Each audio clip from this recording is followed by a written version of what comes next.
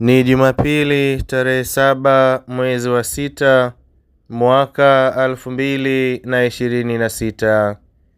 Mama Kanisa anaadhimisha Dominika ya sherehe ya mwili na damu takatifu sana ya Bwana wetu Yesu Kristo. Injili ya leo inatoka kwa mwinjili Yohana sura ya 6 aya 51 mpaka 58. Yesu aliwaambia Wayahudi, mimi ndimi chakula chenye uzima kilichoshuka kutoka mbinguni. Mtu akila chakula hiki ataishi milele. Na chakula nitakachotoa mimi ni mwili wangu kwa ajili ya uzima wa ulimwengu.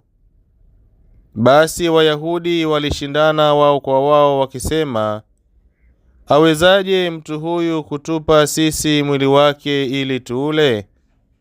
Basi Yesu akawaambia, amini amini nawaambieni, msipoula mwili wake Mwana wa Adamu na kuinywa damu yake, hamna uzima ndani yenu.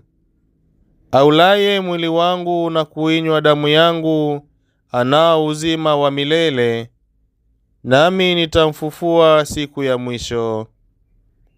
Kwa maana mwili wangu ni chakula cha kweli, na damu yangu ni kinywaji cha kweli.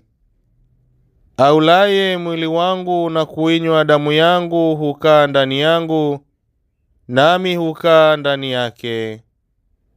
Kama vile Baba aliye hai alivyonituma mimi, nami ni hai kwa Baba, kadhalika naye mwenye kunila atakuwa hai kwa mimi.